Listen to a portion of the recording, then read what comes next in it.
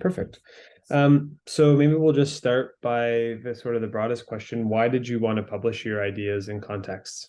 Yeah, I really love the idea of making academic research more accessible. And I personally also appreciate the challenge of making my own work less jargony and easier to understand.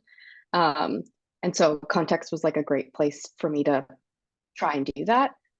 I also currently work in industry as a product researcher. And so much of my job is to think about how to communicate my findings in compelling ways so that other people will listen to me and use the information to make smart decisions. And so I think that like that approach applies in the academic world as well. And I think it's like a really helpful and useful exercise to go through. Mm. Great. Yeah, I think that fits in with our mission very directly. Yeah, So I was wondering if you could just walk us through the main argument of your piece and maybe sort of what you would want readers to take away from it. sure. My very broad overarching argument is that essentially, even some of the most progressive diversity, equity, and inclusion work and initiatives, in my case, it was a white supremacy culture training at an organization. These things actually result in little organizational change, and in some cases, can actually have adverse effects. But to get a little bit more specific, there are sort of two ways I would highlight how we can see this type of DEI work at an organization fostering very little change. And that was through their work culture and through how their language and vocabulary shifted after this training was introduced. And so when you dig into that work culture element, through talking with staff and what they described the culture looked like and felt like, it was clear from their examples and stories that there were many core elements of the organizational culture that were rooted in a sense of urgency and paternalism. And then when when you kind of look more closely at that, especially through the lens of like unnamed expectations of how to do work and who has to do certain work, it resulted in differential treatment and experiences along racial lines.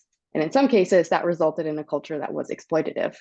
And so, despite these DEI initiatives and trainings the staff were going through, this culture didn't change. But what did change was how staff, particularly white staff, utilized the new language and vocabulary from the trainings. And what resulted was a very convincing performance that made this organization appear to be anti racist and progressive, but there was really no substantial organizational change.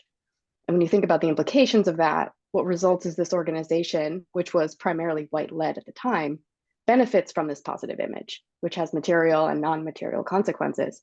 But it also gets to just maintain the status quo, which again includes all these sort of social and systemic benefits of whiteness. And so these two things taken together, this unchanging culture and a transformed but shallow shift in vocabulary, demonstrates that lack of impact that this DEI initiative and training had on the organization. And so with that in mind, I guess how would you kind of frame these ideas as relevant to the broader public? Yeah, I mean, diversity work and DEI work is like $1 billion industry. And so it's very likely that most people have experienced some type of training. It could be in their workplace, in their school, their children's school, their community. Everyone is like, it's just become pretty ubiquitous.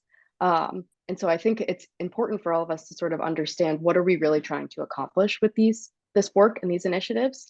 And I believe this work is really important and should continue to be invested in, but I think it often overpromises on what it can accomplish. And so it's helpful to see these examples of how really well-intentioned people and this really well-intentioned work can actually go wrong, so we can try and correct it in our own communities and workplaces, so that we don't keep going down down this path. Yeah.